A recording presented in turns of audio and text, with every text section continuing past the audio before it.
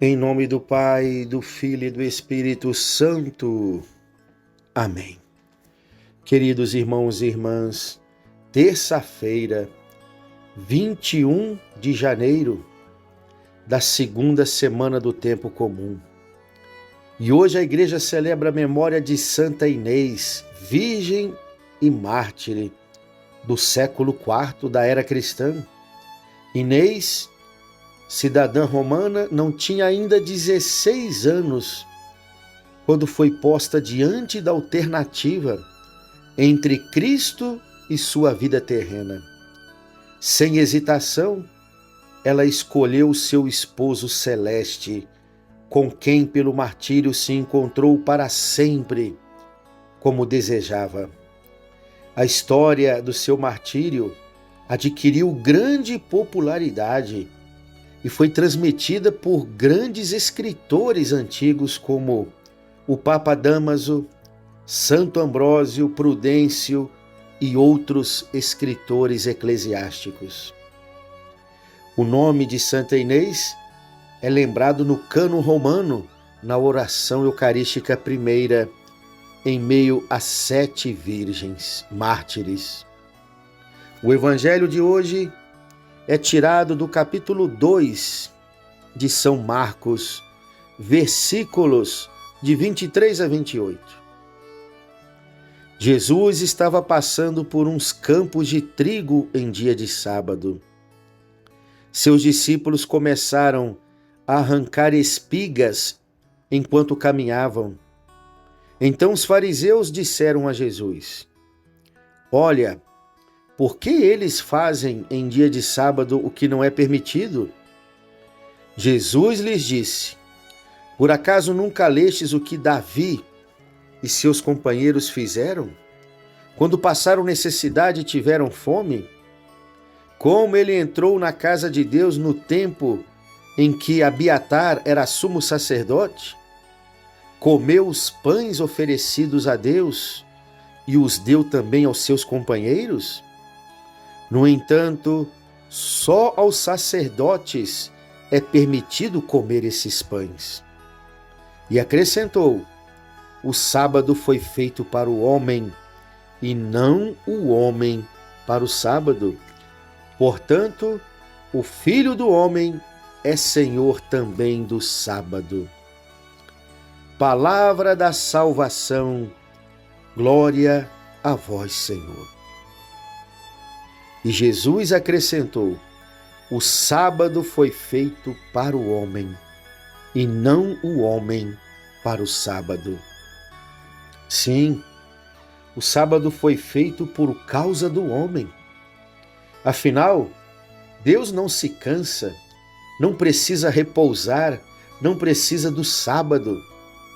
O 7º dia, que para os judeus é o Shabat, uma pequena pausa após 6 dias de trabalho, foi dado ao homem pelo Criador para ritmar a sua vida neste planeta, alternando o tempo de trabalho, o tempo de descanso, o tempo do culto e da ação de graças a Deus.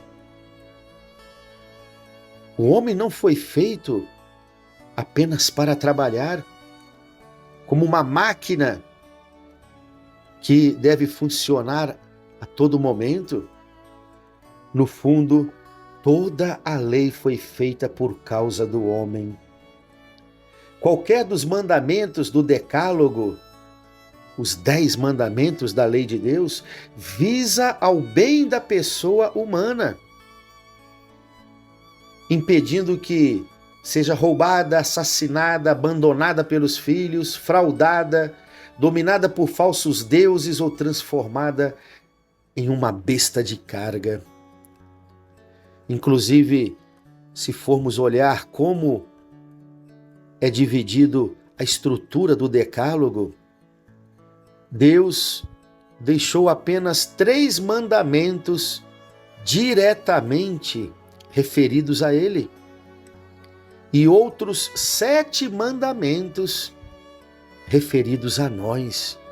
Parece que a maior preocupação de Deus era conosco, era com o bem da pessoa humana. Então, a lei foi feita para o homem.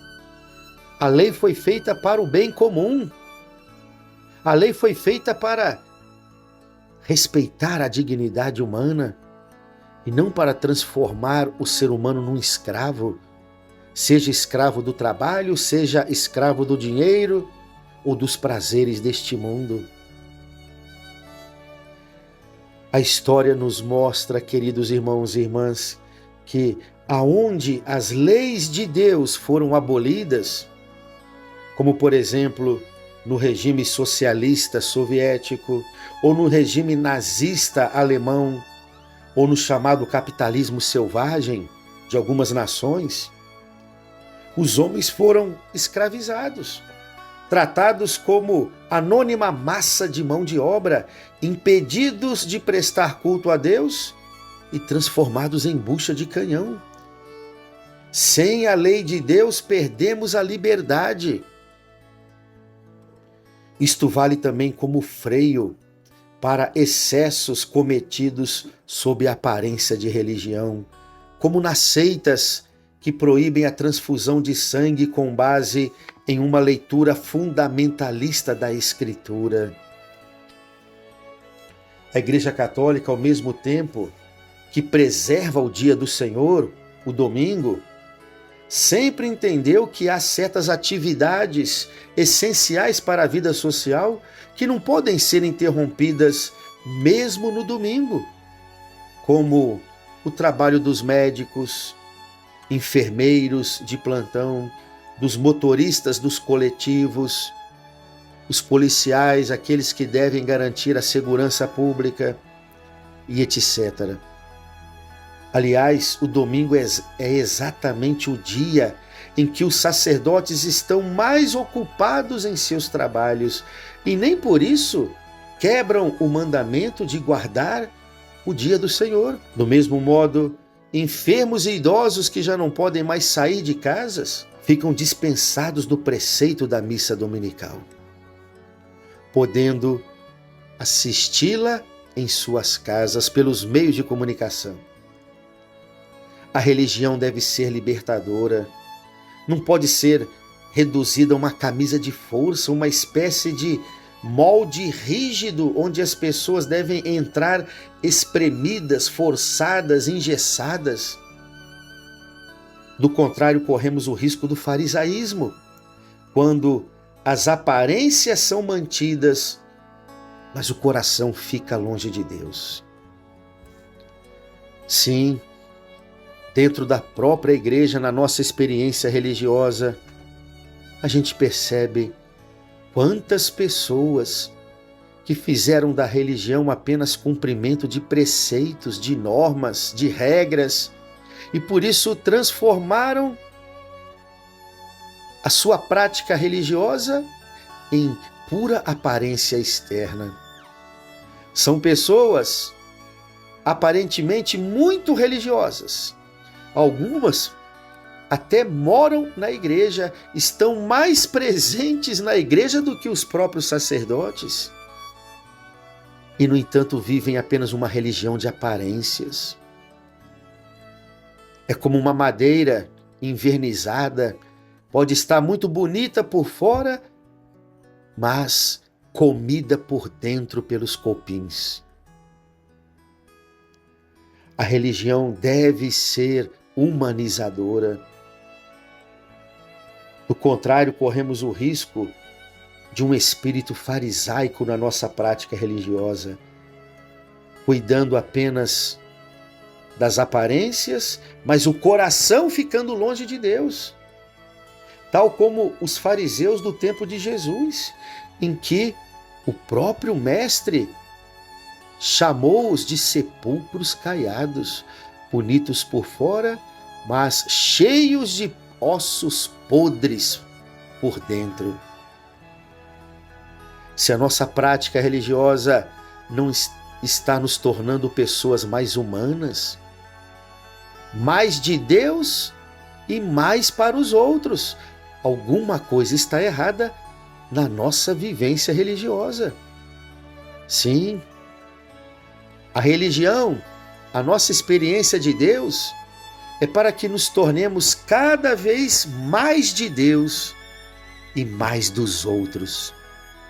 Se a lei, se os mandamentos do Senhor foram feitos para o homem, para o bem do ser humano, nunca esqueçamos, hein?